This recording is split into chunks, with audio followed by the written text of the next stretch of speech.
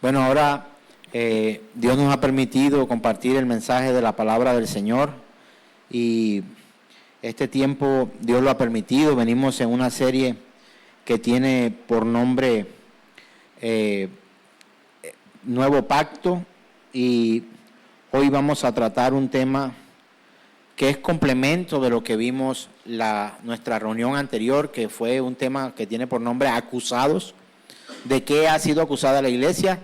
Esto está en nuestro canal de YouTube, Pastor Ahmed, y también en el canal de la Iglesia Generación de Fe en YouTube. Usted puede seguir la serie allí y ahí va a encontrar todos los temas. Hoy tenemos la oportunidad también de compartir un mensaje complementario a ese que tiene por nombre Aparentemente. Aparentemente. ¿Sabemos qué son las apariencias?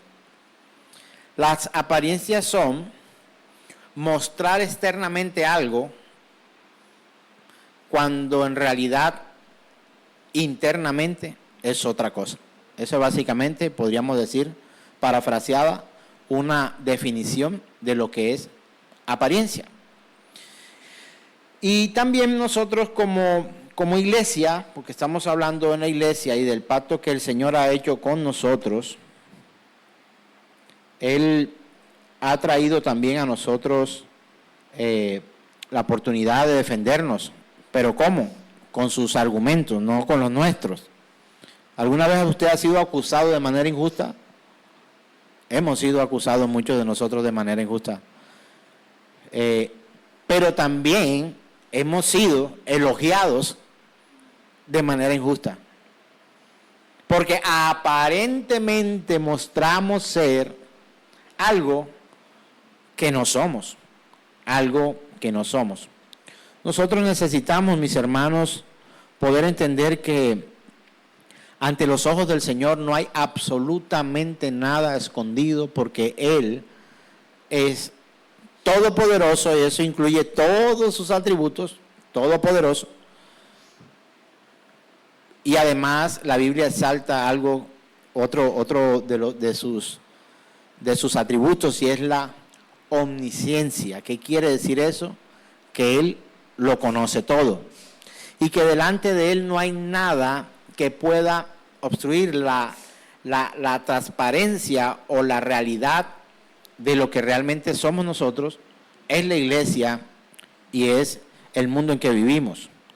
Para iniciar, vamos a tomar este argumento bíblico, por supuesto la palabra de Dios en Mateo capítulo 7, verso 21 al 23.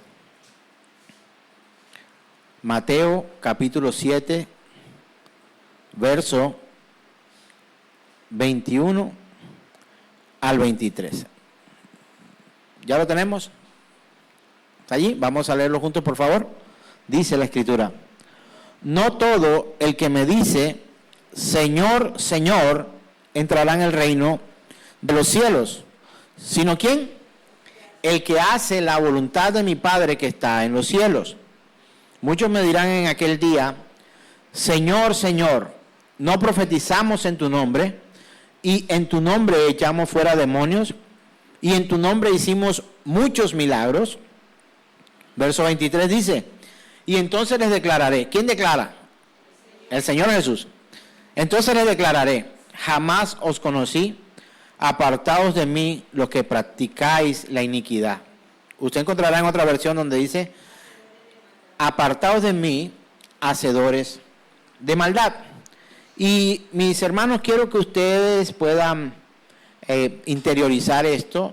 He hecho algunos comentarios acerca de esta cita, porque esta cita no es completa, no la hemos leído toda, hay un contexto muy interesante alrededor de ella, pero en ese contexto también vemos a unos a los que el Señor le dice, bienvenidos hijos de mi Padre, y exalta la labor de aquellos diciendo que ellos han hecho cosas que ni siquiera se dieron cuenta. Dice la Escritura, en el contexto de esta cita en Mateo capítulo 7, 21 y 23, encontramos que hay unos a los que ellos le dicen, bienvenidos, bendecidos hijos de mi Padre, porque tuve hambre y me dieron de comer, estuve desnudo, me vestiste, estuve preso y me visitaste.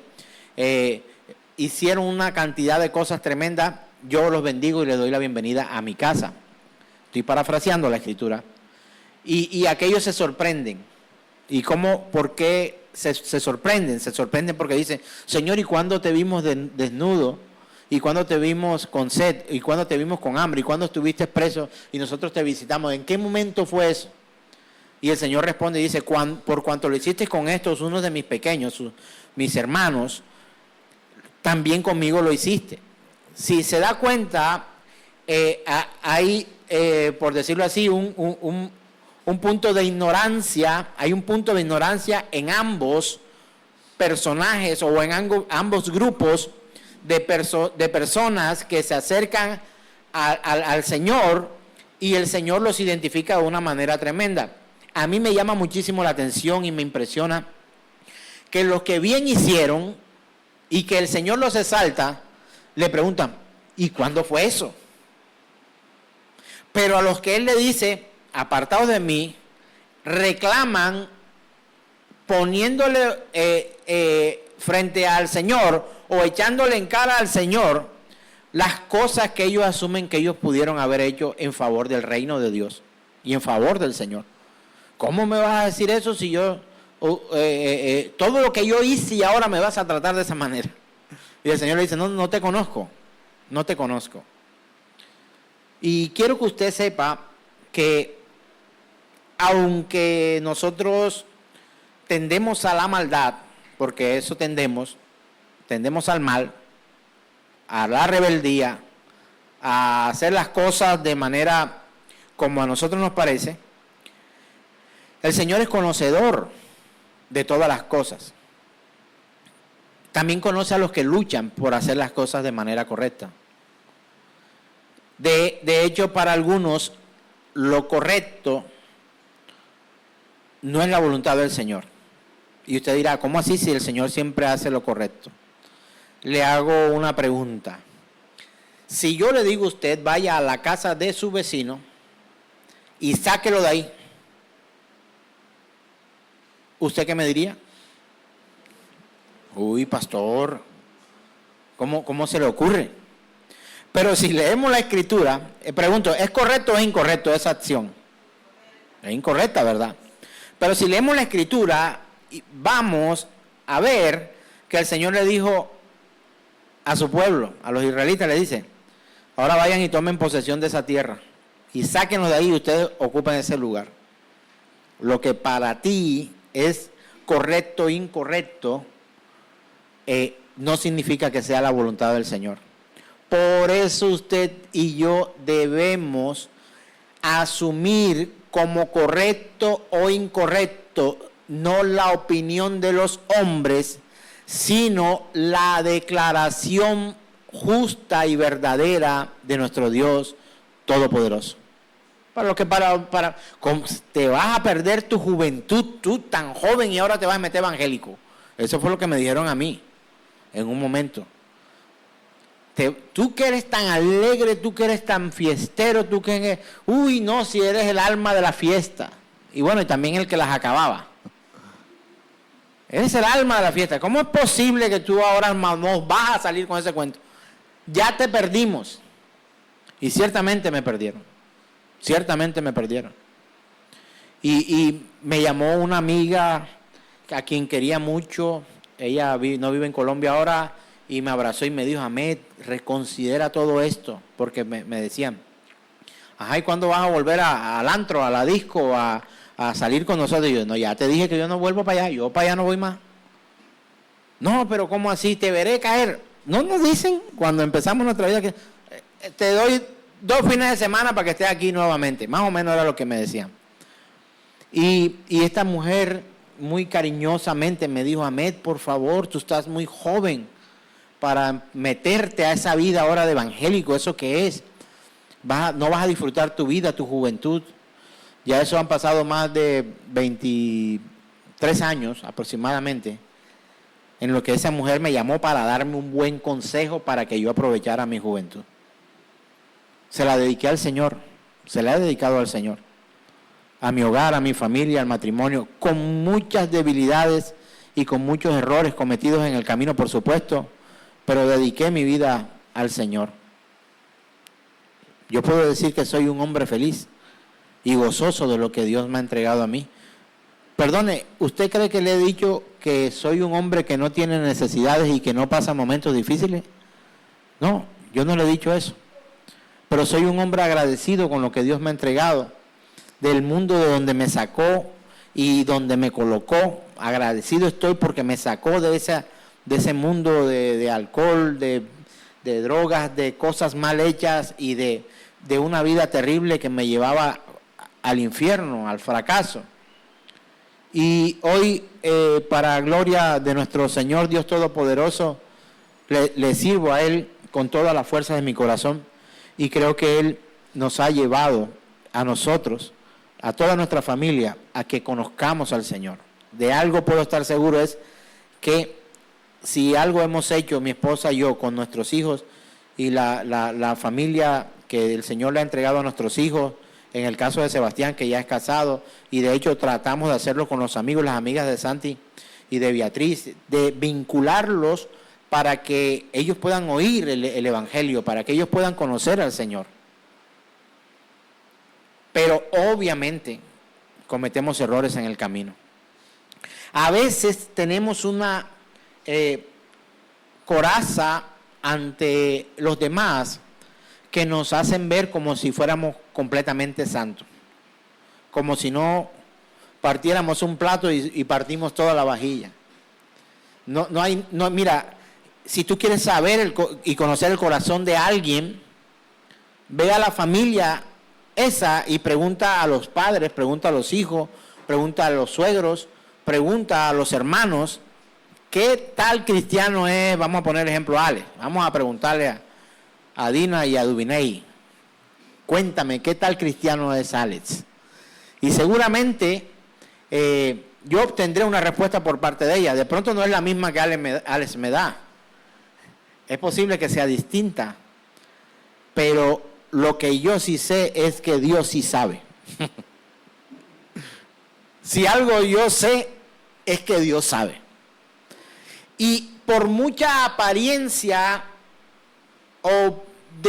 que nos vistamos de santidad y de un montón de cosas, y que aparentemente nosotros seamos devotos, piadosos, fieles, organizados, correctos,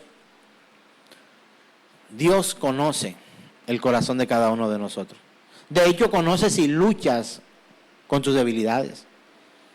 Porque a veces alguien muy importante para mi vida, y creo que para la iglesia completa, debería ser el apóstol Pablo también, alguien, ¿verdad? Que da mucho ejemplo y que Dios lo usó para escribir casi que la mitad del Nuevo Testamento a través de sus cartas y sus enseñanzas. El apóstol Pablo dice, lucho con algo. Lo que quiero hacer, no hago. Pero lo que yo no quiero hacer, eso es lo que hago. Hermano, si el apóstol Pablo tenía esas luchas, ¿qué se deja para mí, que soy un triste mortal y cruel pecador? Cuando hablamos de un hombre santo como el apóstol Pablo, porque Dios lo santificó, Pablo no nació santo, él fue santificado por Cristo Jesús.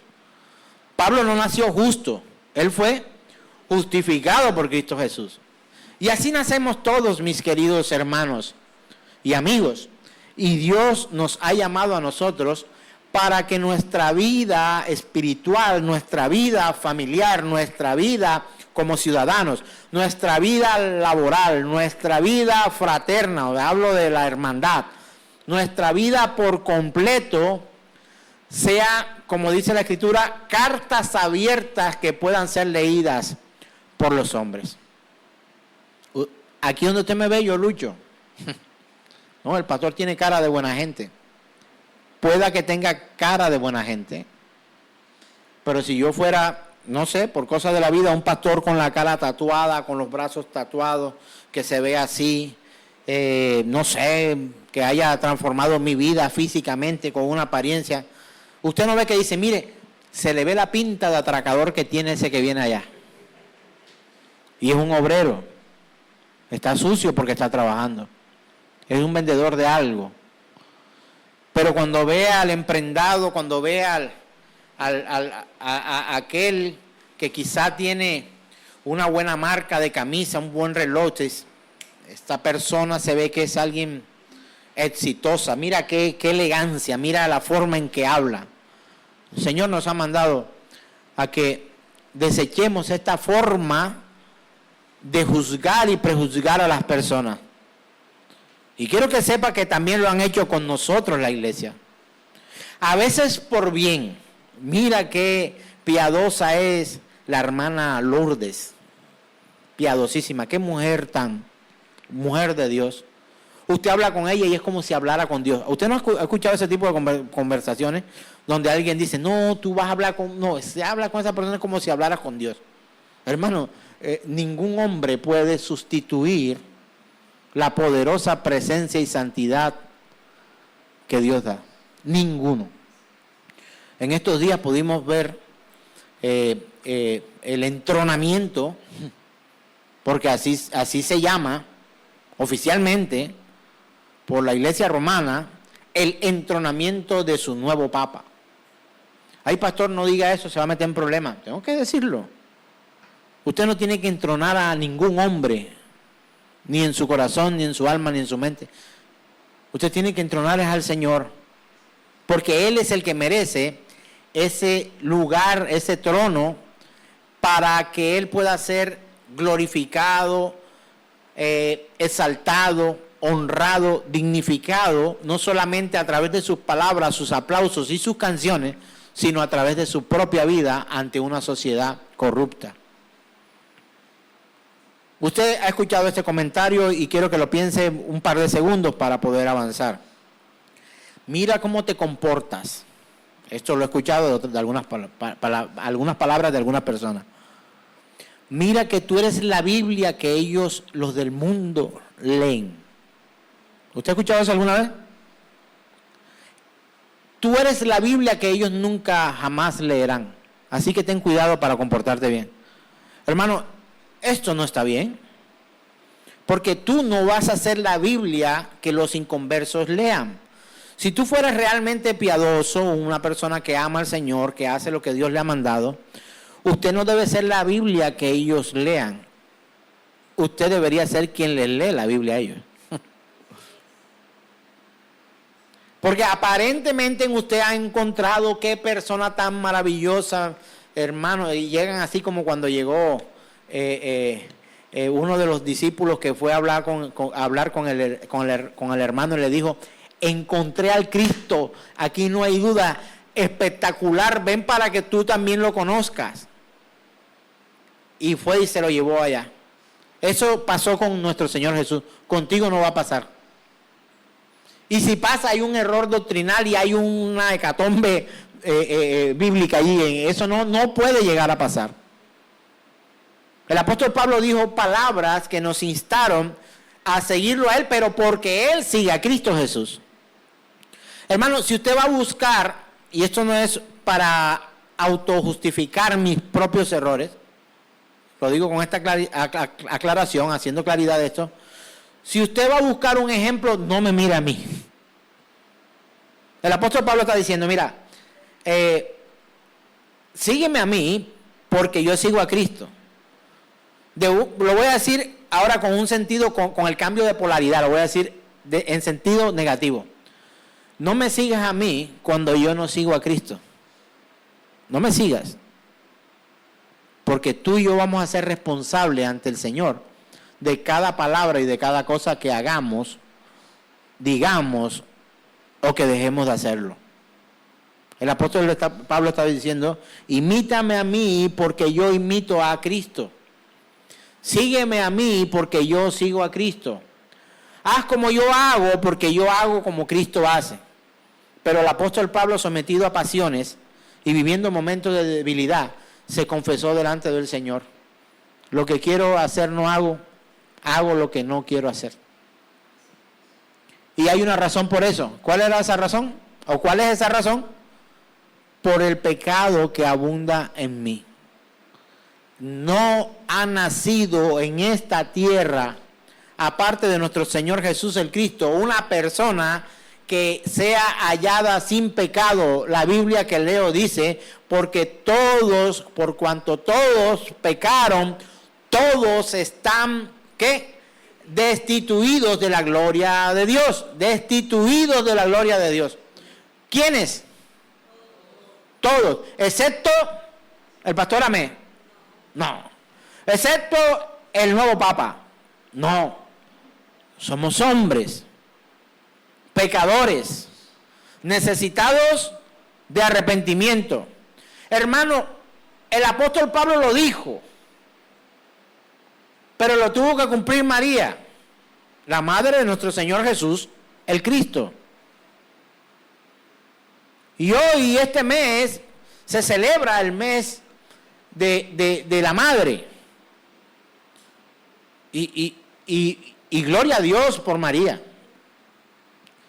Pero nuestro Dios Todopoderoso, el Señor Todopoderoso, el Padre, no tiene madre. Y usted puede escuchar algunas oraciones que dicen, ¿cómo?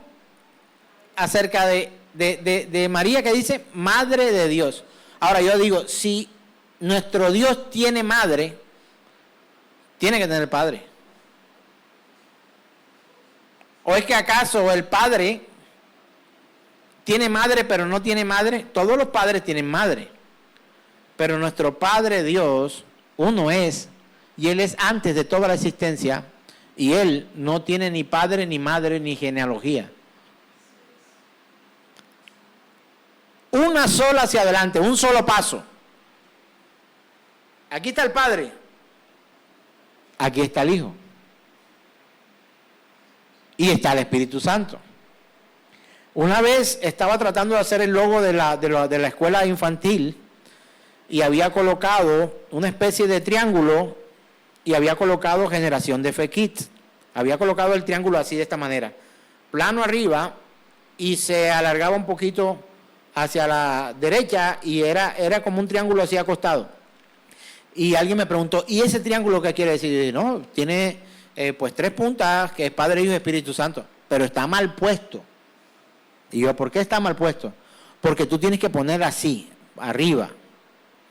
El Padre arriba y el Espíritu Santo son uno. Son uno. Son uno. Y no había entendido que Dios es uno, pero es Padre, Hijo y Espíritu Santo. Este tipo de naturaleza solo puede ser entendida con la revelación del Espíritu Santo de Dios. Y sumaba 1 más 1, 2. Y 2 más 1, 3. Porque quería explicarlo de manera matemática. Hasta que entendí que era la multiplicación de 1 por 1 por 1 que da. Si quieren matemáticamente, ahí está. 1 por 1 por 1. No 1 más 1 más 1. Ahora, esto no es una doctrina que vas a encontrar en la Escritura, sino una manera nosotros de poder tratar de explicar de manera terrenal y muy alejado, por supuesto, de las Escrituras, la Trinidad y además de eso la triunidad de Dios. Es que son 3, pero son 1, triunidad. Son 3, Trinidad. Y triunidad es porque son 1, pero está el Padre, el Hijo y el Espíritu Santo. Dios uno es. Y nosotros hemos necesitado de Dios para que nuestra vida sea completamente rendida a los pies del Señor. Necesitamos todos estar rendidos a los pies del Señor. Él conoce todo de nosotros. Él conoce la verdad, conoce la mentira, conoce las debilidades, conoce las fortalezas. Ahora, que Dios lo conozca a todos no es un aplauso para que usted siga pecando y viviendo la vida que está. Mira, si Dios conoce tus debilidades y tú sabes hoy que Él conoce tus debilidades, no es para, no es que ya Dios sabe que yo soy así. Eso es lo mismo que decir nosotros los Sánchez, todos somos, así somos. No trate de cambiarme, los Sánchez somos así, ¿sí o no, primo? Así somos. Todos los Sánchez así somos. Entonces eso no va a cambiar, mi papá fue así, mi abuelo fue así, mi bisabuelo, mi tatarabuelo, ellos fueron así, yo también soy así, eso no va a cambiar. No hay mayor mentira que esta. Porque la Biblia que leo dice que si alguno está en Cristo, nueva criatura es, las cosas viejas pasaron, y aquí son todas hechas nuevas. Hemos podido haber nacido en casa de criminales, pero eso no es un aplauso para que nosotros podamos seguir siendo criminales. No para ser, es para seguir siendo, porque usted y yo nacimos criminales. Nacimos pecadores. Usted tiene que enseñarle al niño que comparta o que no comparta. Usted tiene que enseñarle al niño a que obedezca o que no obedezca. Usted tiene que obligar al niño a que venga o a que se quede ahí. Eso es que venga para acá, yo estoy llamando. Nacemos con ese chip fundido. ¿Cuál? El de la obediencia. El de la sujeción. ¿A quién dejó el Señor para que lo conocieran? ¿Al pastor Ahmed? La respuesta es no. Yo lo voy a decir de esta manera. El pastor Ahmed y todos los pastores pasarán. Pero mi palabra no pasará. Los videos de YouTube pasarán. Pero mi palabra no pasará. Los consejos del profeta nuevo que apareció en no sé qué lado, pasará. Pero su palabra no pasará. Este mundo pasará. Este cielo se acabará. Esta tierra y este cielo que vemos desaparecerá. Vendrá un cielo nuevo y una tierra nueva. Su palabra se mantendrá intacta hasta la eternidad. Y eso es cuando para usted, para en términos nuestros, para poder entenderlo. ¿Qué palabra utilizamos ahí? Siempre. Siempre. Lo que Dios te dejó para conocerlo a Él es su palabra. Es su palabra. Juan 7:38 dice. ¿Qué dice Juan 7:38? Ya deberíamos nosotros tenerla en nuestro corazón y en nuestra mente. Me encanta, es mi cita favorita. El que cree en mí, como dice la Escritura, de su interior correrán ríos de agua viva. Vamos a decirlo juntos una vez más. El que cree en mí, como dice la Escritura, de su interior correrán ríos de agua viva. Juan 7:38, mi palabra preferida. ¿Usted quiere conocer al Señor? La Escritura, su palabra. ¿Qué dice la Escritura de nosotros, los aparentemente buenos? Respóndame esa pregunta. ¿Qué dice la Escritura de nosotros, los aparentemente buenos? Que no hay ni uno bueno, que todos estamos destituidos de la gloria de Dios, que todos somos necesitados de su misericordia, que todos estamos ávidos, o sea, que necesitamos, que tenemos necesidad de arrepentimiento para poder seguir adelante. Y en este tiempo se asume, viene la parte fuerte, se asume que todos los que vienen a una congregación son cristianos y se identifican con el Señor. Hermano, el que usted venga acá, bueno, los hermanos sí, pero los que no son hermanos no. Si es hermano, es hermano, si no es hermano, no es hermano. Pero ir a una congregación no te hace hermano. Y hermano, estoy refiriéndome a hijo del Padre. Si usted y yo somos hijos del mismo Padre, ¿qué venimos siendo? Hermanos. Pero si yo soy hijo de un padre y usted es hijo de otro padre, ¿qué venimos siendo? Nada. Ay, pastor, pero no sea tan cruel. Usted no le quita nada decirle hermano a todos los que usted conoce. Yo no le puedo decir hermano a todos los que conozco, porque no son mis hermanos.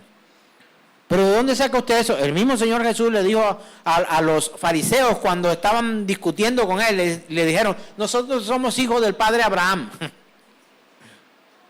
¿Y qué le dijo el Señor? Ustedes no son hijos de Abraham. Si ustedes fueran hijos de Abraham, tuvieran la fe que Abraham tiene. ¿Y a qué se refería el Señor cuando hablaba de la fe que Abraham tenía? La fe en el Hijo de Dios que vendría para curar la humanidad del pecado. Génesis capítulo 3, versos 15, 16 y 17. La simiente de la mujer. En pocas palabras el Señor le estaría diciendo, si ustedes fueran hijos de Abraham, creerían que la promesa se ha cumplido delante de ustedes y que yo soy el Hijo de Dios al que ha enviado. Pero como ustedes no son hijos de Abraham y tampoco son hijos de mi Padre, parafraseado digo, ustedes no son mis hermanos, ¿Por qué no son mis hermanos? Dígamelo. Porque ustedes son hijos de vuestro padre, el diablo. Se tenía que decir y se dijo.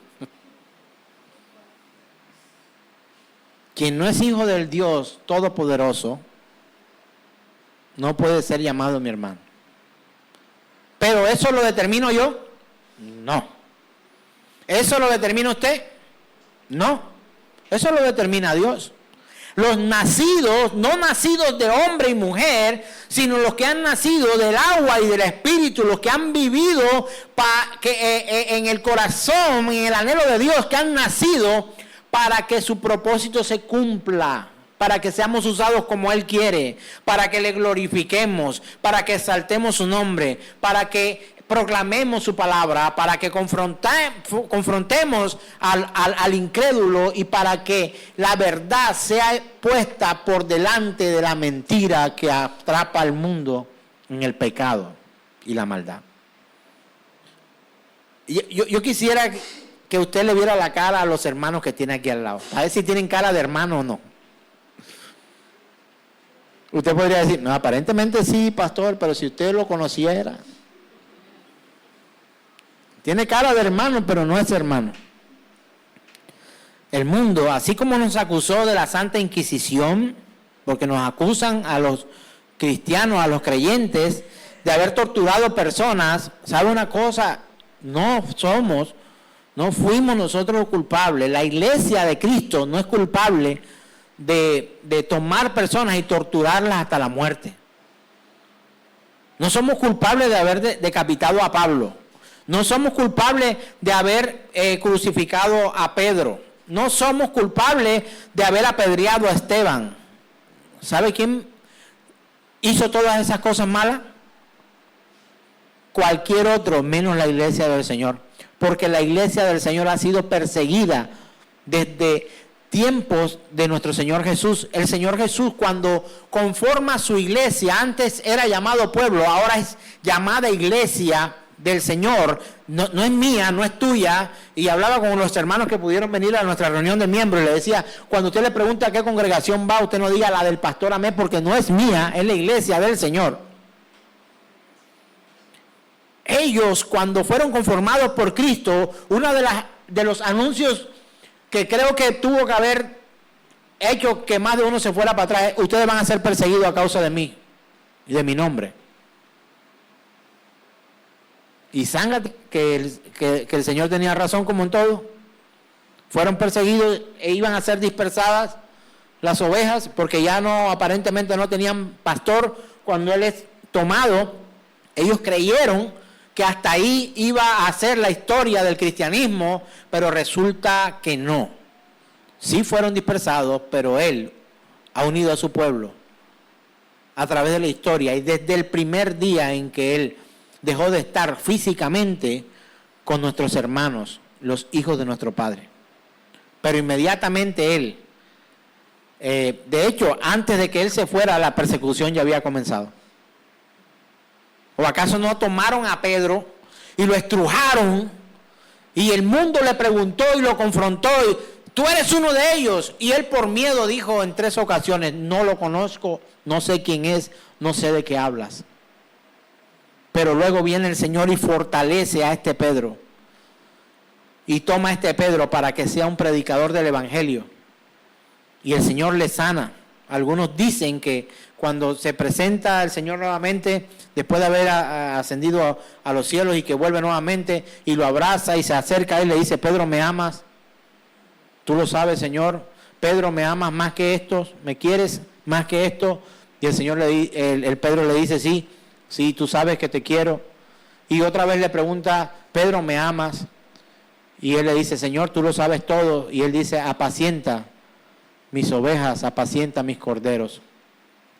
Según algunos dicen que fue como la sanidad por 3 negaciones, preguntarle en 3 ocasiones nuevamente si él amaba o no al Señor. En tu caso, ¿cuántas veces tendría el Señor que preguntarte? 70 veces 7 por día. todavía estaríamos aquí. ¿Un voluntario? ¿Alguien que levante la mano? Un voluntario. Lady, todavía estaría el Señor preguntando, Lady, ¿me amas? Han pasado 2000 años y todavía, Lady, ¿me amas? ¿Sabe por qué? Porque Él no quiere que nosotros vivamos un cristianismo, una fe aparente. Necesitamos una fe que tiene frutos, que demuestra la lealtad a Cristo. Hay unos que aparentemente demuestran una lealtad al Señor, pero no son cristianos en su doctrina, ni en su ética, ni en su manera de vivir. No lo son. Mira, los de la iglesia, partiendo vidrios y tirando piedras en la calle. Hermano, le aseguro, eso no es la iglesia. No es la iglesia. Atracando, robando, infieles, persiguiendo mujeres, haciendo tramoyo, mintiendo, engañando. No es la iglesia. No es la iglesia no es así. ¿Sabe cómo es la iglesia? ¿Cómo la describe el Señor? Vamos a la palabra, no como la iglesia. Un montón de gente deshonesta que se esconden detrás de la Biblia, que andan con la Biblia de desodorante. Eso lo he escuchado un montón de veces. Usted y yo también. Aquí en este literal del planeta hemos escuchado esas cosas. Si algunos de los hermanos que nos escuchan de otros países no saben de qué se trata, así nos han tratado aquí en Colombia. Pero ¿sabe una cosa? La iglesia no es así. La iglesia es como la describe el Señor. ¿Cómo la describe el Señor? Santa, sin mancha y sin arrugas. Ni vieja es. Porque no tiene arrugas. ¿Y sabe por qué no tiene arrugas? Porque algo que es eterno jamás envejece. Jamás. ¿A usted le están saliendo paticas de gallo? Cuando se ríe ya se le arruga la frente. Usted se echa cremita en la cara para que y empieza a hacer ejercicios para tratar de eliminar las arrugas. Pues tu cuerpo está envejeciendo. Tu cuerpo está envejeciendo. Pero como iglesia del Señor, llamados de las tinieblas a su luz admirable, hemos sido llamados en eternidad para glorificación del nombre del Señor. No envejecemos. Envejece este cuerpo, se cae el cabello, salen gorditos, no sé qué, nos enfermamos. ¿Cómo es posible, pastor, que usted se enferme si usted es un siervo de Dios? Hermanos, si los decapitaban. Ni siquiera era por el paso de los años. Le mochaban la cabeza, los metían en aceite hirviendo, los quemaban vivos, los aserraban. Pero ¿sabe, hermano? Permanecemos. Y me encanta cómo la Escritura dice que nosotros, la iglesia, los hijos de Dios, no practicamos el pecado. Usted y yo pecamos. Que es una práctica, se lo he dicho en otras ocasiones. Yo practico rugby, yo practico fútbol, yo practico baloncesto, yo practico voleibol. Porque un día lo hiciste, no, eso no es práctica. Eso fuiste un día a jugar voleibol, o bolos, o no sé qué otra cosa, o golf. Pero tú estás en una escuela de fútbol y tienes entrenamientos periódicos, tú practicas el fútbol, o el running, o el ciclismo, porque sales a montar en tu bicicleta, porque sales a correr. Pero no me digas que usted practica, no sé, un deporte raro que aquí definitivamente nosotros no jugaríamos nunca, el golf. Yo practico el golf, o esquí. Aquí en nuestra costa caribe colombiana, temperaturas de 42 grados, en el hielo, por supuesto, esquí en hielo, pastor. Yo soy un experto en eso, pero yo nunca te he visto salir del país. No, pero es que yo una vez, tú pudiste haber ido alguna vez, te montaste en una montaña con hielo y lo hiciste, además del ridículo, hiciste el ejercicio, pero tú no eres practicante o esquiador del hielo porque tú no vives allí. El cristiano comete pecado, pero no vive una práctica constante del pecado. Vive para Dios. Y cuando peca, se arrepiente. Es capaz de pedir perdón. Pero también es capaz de ¿qué? De perdonar. Es capaz de odiar. Pero también es capaz de amar. Que cuando está haciendo las cosas mal, se arrepiente, busca la salida en el Señor y se esconde en Él. Nosotros necesitamos, hermanos, vivir conforme a su voluntad y a su misericordia. Nosotros necesitamos vivir para Dios. Necesitamos vivir de acuerdo a su gracia y su misericordia. Vamos, hermanos, por favor, a primera carta a los Corintios. No hay problema, ya va a aparecer en pantalla. Primera carta a los Corintios, capítulo 5, verso 1. Quiero que lo lea conmigo, por favor. Y hay un subtítulo que la Reina Valera ha colocado allí, y yo lo dejé en esta ocasión, dice, inmoralidad en la iglesia de Corinto. ¿Qué iglesia esa, verdad? Terrible. Eso era ya en Corinto, pero en Generación de Fe no pasa. Ni en nuestras congregaciones acá, locales, no, ¿verdad? Primera carta de Corintios, capítulo 5, verso 1. El apóstol Pablo escribe a la iglesia que está en Corintio y le dice, en efecto, se oye que entre vosotros hay inmoralidad, y una inmoralidad tal como no existe ni siquiera entre los gentiles, al extremo de que alguno tiene la mujer de su padre. Imagínese usted. ¿Dónde estaba pasando eso? ¡Qué vergüenza! En la iglesia hermana. ¿Cuál iglesia? Esos corintios son tremendos, pastor. Yo los conozco. O yo los conozco a través de la escritura, ¿no? Hermano, yo los conozco, esos son tremendos. Imagínense que en esa iglesia habían tipos que se acostaban con la mujer de su papá, imagínense.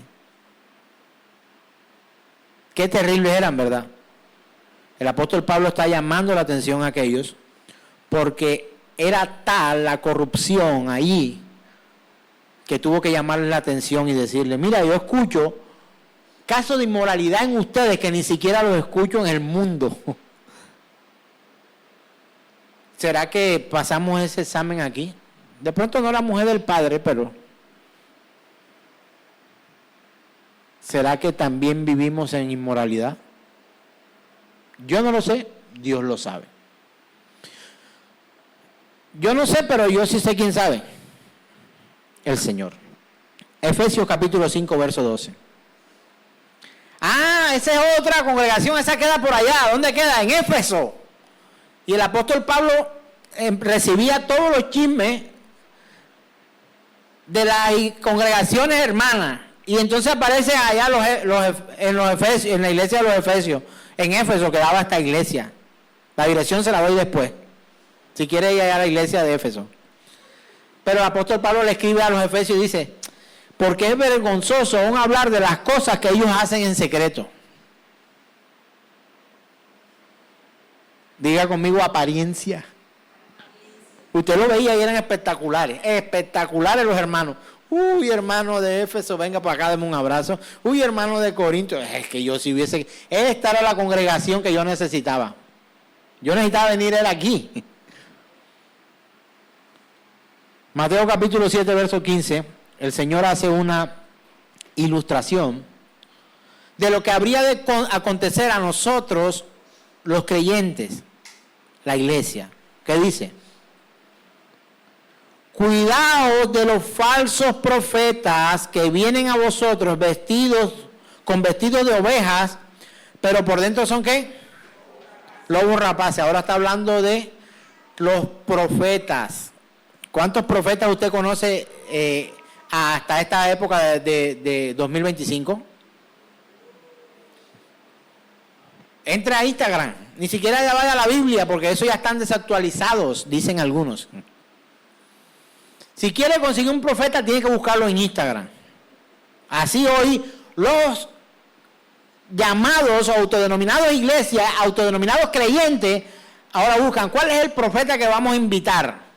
Y empiezan a buscar profeta no sé qué, de Brasil, profeta no sé cuál de España, profeta de no sé qué cosa de Sincelejo, profeta de no sé qué de Ciénaga, profeta de Pueblo Viejo, profeta de República Dominicana. Esos son los más apetecidos. Entre más dominicano sea, más grita y más profecía da. Saludos a los hermanos dominicanos. No busque los profetas en Instagram. Hermano, a los hermanos, ¿no? Busque los profetas en su Biblia. Yo no sé si me voy a inmortalizar con esta frase. No me importa, pero no busque los profetas en Instagram, ni en YouTube, ni en Facebook. Busque a los profetas que realmente son profetas en las Santas Escrituras.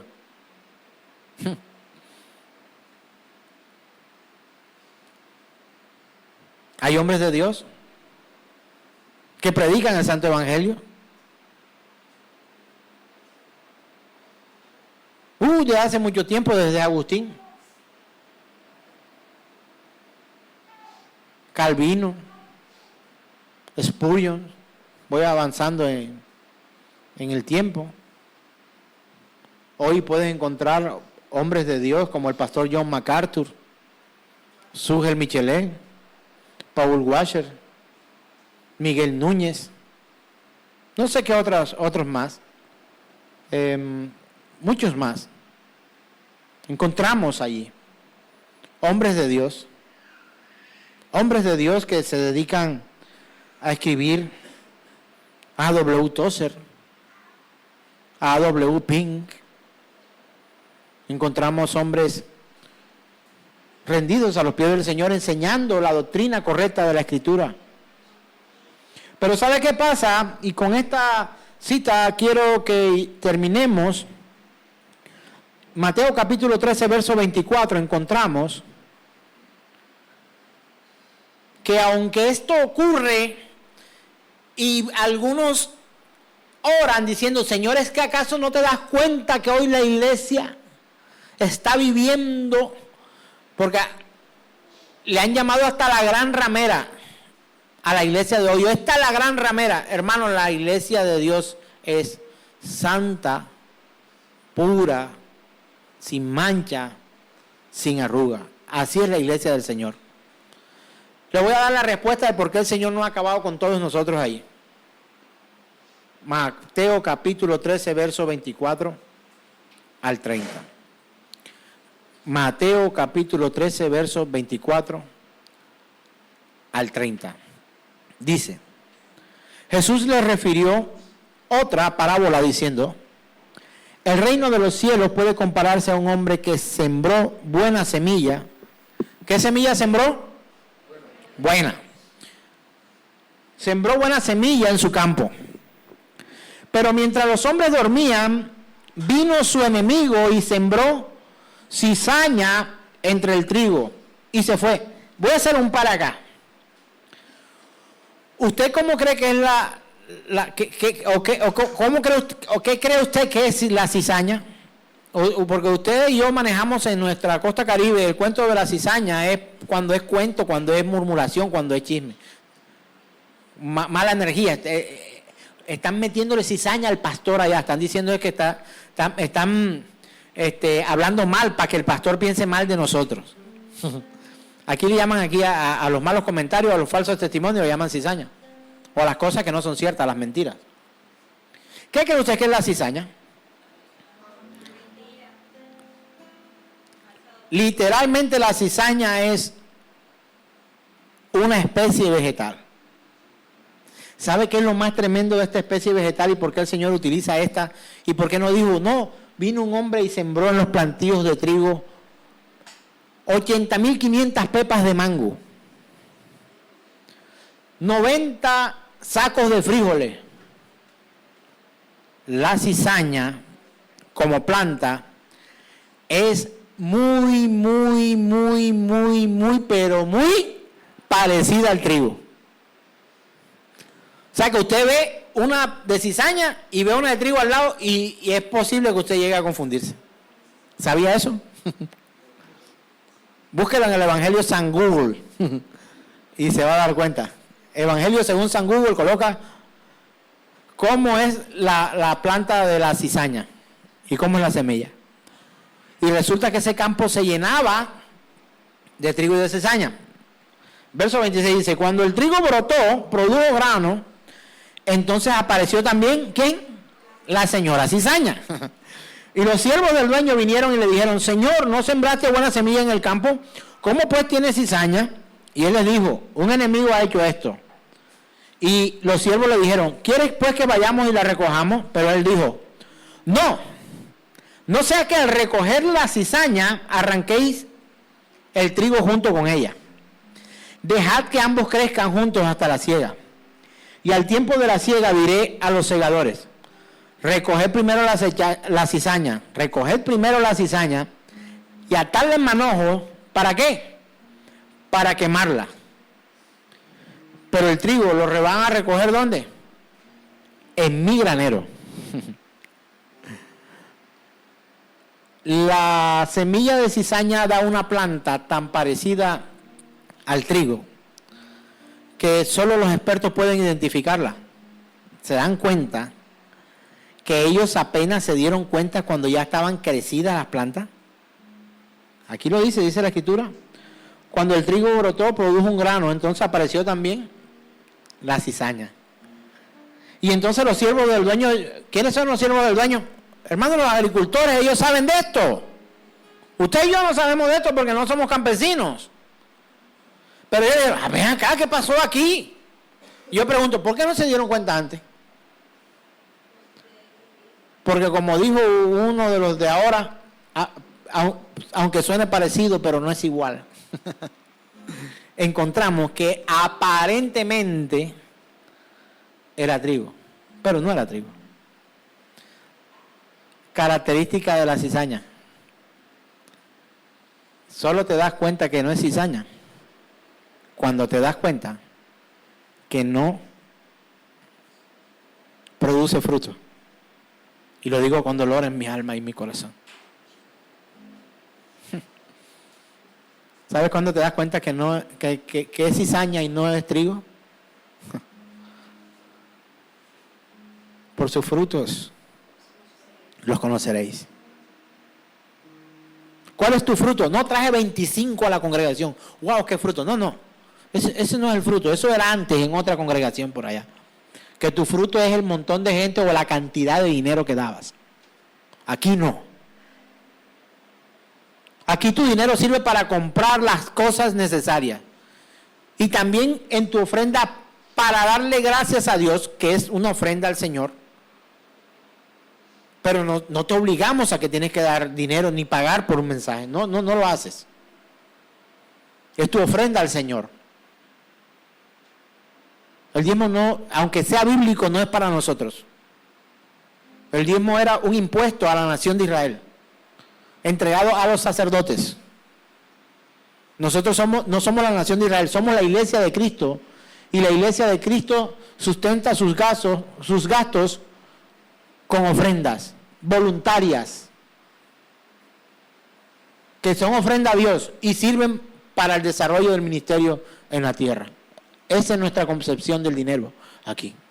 Tú no vales por tu dinero. No hay una silla de adelante y una silla de atrás para alguien específico. Ellas llegan primero y entre otras partes hacen parte de la logística y están ahí. Pero aquí esta es la silla de la hermana Lourdes. Nadie me la toca. Lady me hace el favor de apartar porque es de la hermana Lourdes. ¿No hacemos eso? Es que la hermana Lourdes tiene carro. Y Lady dice, yo también. Bueno, entonces la silla suya va al lado. Los que tienen carro aquí, los que no tienen, los que vienen en bicicleta atrás. Y los que vienen a pie, afuera. No cabemos. No, hermano, no, la iglesia no es así. Entiende algo, hermano.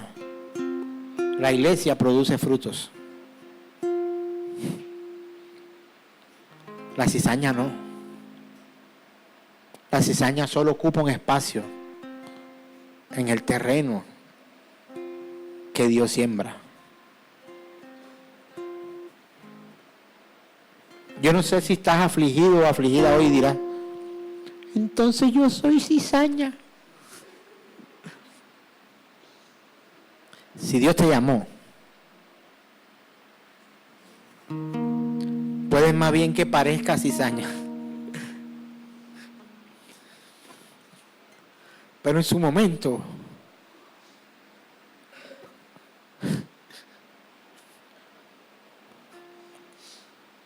cuando sea el día de la siega, de la cosecha,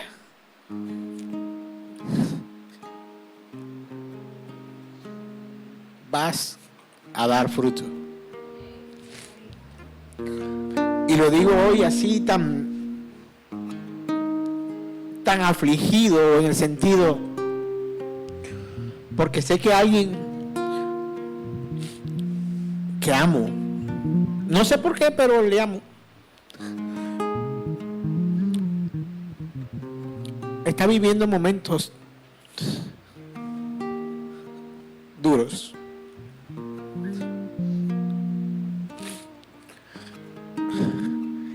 Y que aparentemente su vida no vale.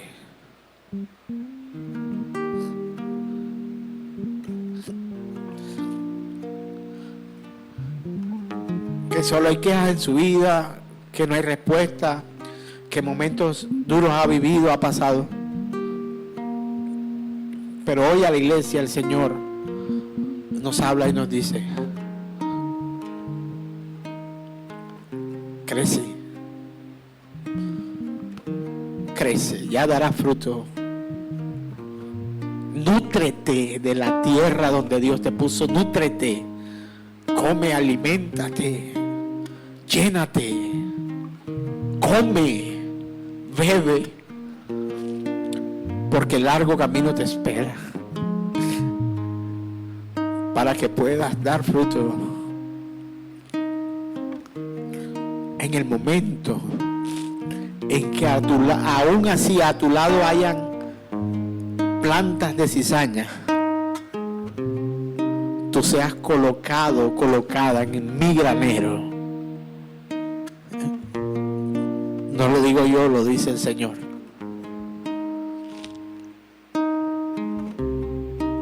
¿Quieres que la recojamos? Verso 29. Pero él dijo, no la recojan. No arranquéis el trigo junto con ella. Deja que ambos crezcan juntos hasta la siega. La siega es el día de la cosecha. Y yo diré a los segadores, recoger primero la cizaña y atarle manojos para quemarla, pero el trigo recogerlo en mi granero. Hermano, colócate en pie, por favor.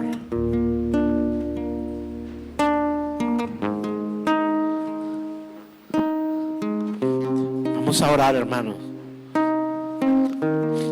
¿Qué tanto vale tu vida? No sé si tú lo sepas, pero para Dios todas las vidas valen. Y su iglesia vale más. Vale más. Arrepiéntete y cree en el Evangelio. Esa es la instrucción del Señor. Arrepiéntete y cree en el Evangelio. Ya no estés más desolado, desolada. Ya no más. Porque somos herederos, somos coherederos juntamente con Cristo. Ya no somos extranjeros, ahora somos hijos de Dios.